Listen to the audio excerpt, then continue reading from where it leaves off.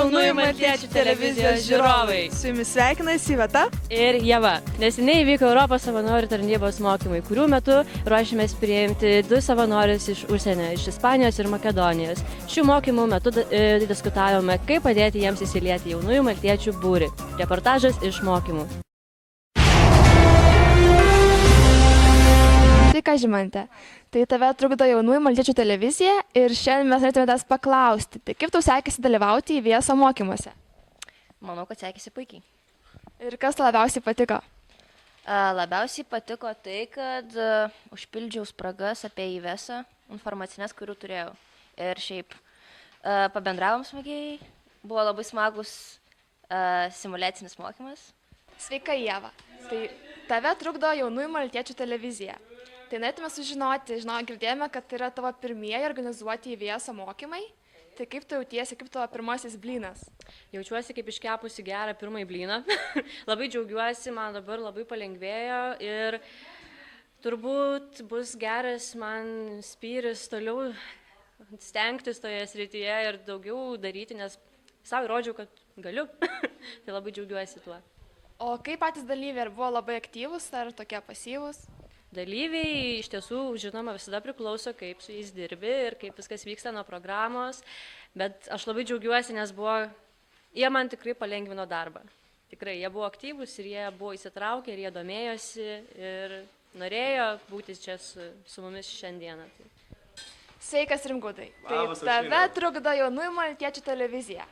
Tai norėtume tavęs paklausti, tai kas tau labiausiai įstrigo iš šiandienos IVS mokymų?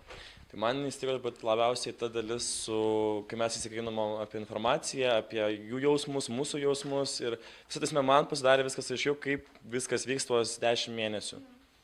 Tai va. O ar pats ateityje žadi dalyvauti IVS programoje? Šiaip labai norėčiau pabandyti, jeigu bus tokia proga, manau tikrai pasinaudosiu ją. O į kurią šalį norėtum keliauti? Olandija arba Škotija. O kodėl būtent į jas? Nes ten dominuoja anglų kalba, nes šiaip gal norėčiau anglų kalbą pralaužti labiau ir šiaip man tai yra įdomiausia šalis asmeniškai.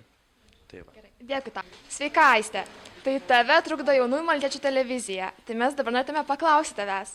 Tai kaip tau sekėsi dalyvauti IVS mokymuose? Labas, Ušinė, labai dėkoju tau už klausimą. Sveiki, mėlyje žiūrovai. Taigi dabar atsakysiu apie mokymus. Tai iš tiesų labai patiko mokymai. Ir kolektyvas, kuris ruošiasi, jiems tikrai padirbėjo ir labai džiaugiuosi jų įgytą informaciją. Ir taip, dedu didelį laiką, kaip ir sakiau. Ir kaip žinome, tai tu būsima esi mentorė, ne? Makedonės, taip? Tai kaip tu jautiesi būdama, ar lauki labai? Taip, aš labai laukiu.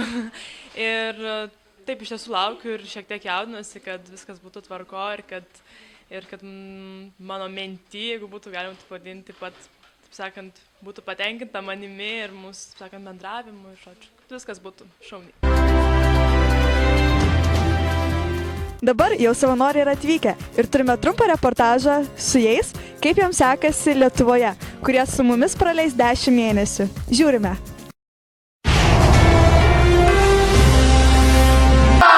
Maja iš Makedonijos ir Fernanda iš Ispanijos į Lietuvą atvyko dar visai neseniai, tačiau jau spėjo įsilieti į gausų maltiečių būrį. Majos ir Fernando atvykimo proga buvo surengtas susitikimo vakarėlis, kuriame buvo ir rungčių, žaidimų ir netgi šokių.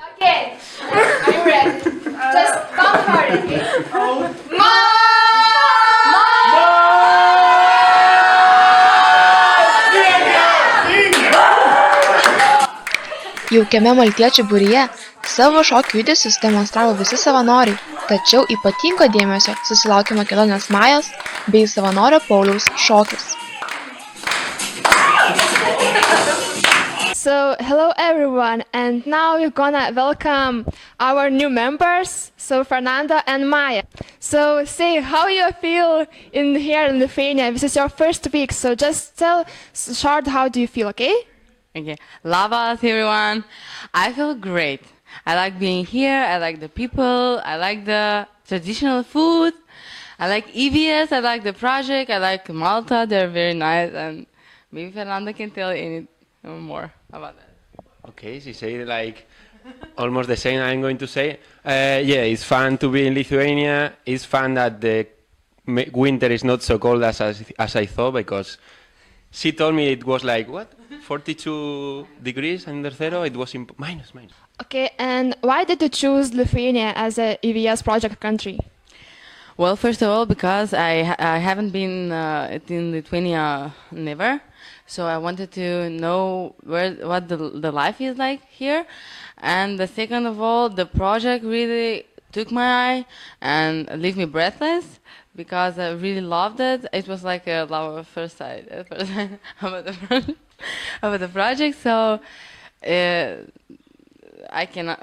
maybe Fernando can say anything. Maybe you can add something? Okay, yeah, first of all, it was the project, because I really love work with children.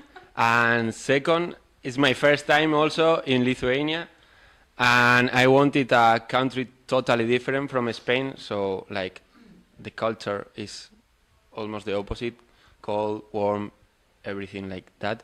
And I don't know, I think this is a perfect opportunity to travel and discover not just Lithuania but the countries. Yeah, Estonia. And now Maya and Fernando gonna sing for us. Mi amor llegó a mi vida como una ola de fuerza desmedida, cariño blanca como una ola, como una ola. Alejandro.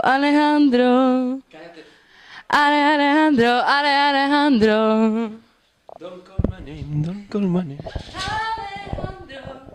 And Fernando, I wanted to ask you, what do you think about Lithuanian girls? Yeah, this is a good question. Okay, about Lithuanian girls, I just can say good words. And like blue eyes, tall, really, really tall, more than in Spain. So yeah, the camera is shaking, and me too. Like sometimes, I know, no. Come on. Okay. I will tell you in a month, but it's really nice impression about Lithuanian girls, really. Okay, and I wanted to ask, what do you think about Fernando as your roommate? I love him. I truly love him. But in a good way. In a good way, like not in I love him, but I love. And, no, he's a very good friend, first of all, because he always listens to me, everything that I am saying to him, and I'm a very talkative person. So yeah, I talk too much, and I can be very annoying. So he always listens to me and give me some advice. He's always in a good mood. He's cleaning after if he's made a mess, he's cleaning after it. So I like him. I love you, man. Te amo. Mas jūs mylim. Ačiū Aušriniai už reportažus. Dabar skelbimai. Dabar man padės Rimgaudas. Labas, Rimgaudai. Labas, Iveta. Taigi, šiais metais Kaune, balandžio 6-7 dienomis, vyks jaunųjų maltiečių sąskrydis, kurio metu jaunieji maltiečiai galės pasidaryti pažymėjimus. Taigi, kaip jau Iveta minėjo, Kauno sąskrydis galėsite gauti Lietuvos jaunųjų maltiečių pažymėjimą. Bet jūsų miesto vadovai turi žinoti iš anksto tikslų skaičių žmonių, kurie norės gauti šį pažymėjimą, ir pranešti Kauno sąskrydžio organizatorių. Taip pat jūs galite gauti pažymėjimus ne tik sąskrydžio metu, bet ir tiesiog juos užsisakyti, o daugiau informacijos rasite apačioj pažymėtame puslapyje. Ačiū uždėmesį. Kiekvienas jaunasis maltietis, norėdamas prisidėti prie šios jaunųjų maltiečių televizijos idėjos, gali siųsti savo reportažus arba įdomius originalius video elektroniniu paštu, kurį matote apačioje. Ir įvairias idėjas mes mielai jas perskaitysime ir bandysime išpildyti. Taigi laukiame jūsų idėjų, reportažų, video, visko, ko norite su mumis pasidalinti, kad visa Lietuva galėtų pamatyti, kaip šauniai jūs darbuojate savo miestuose.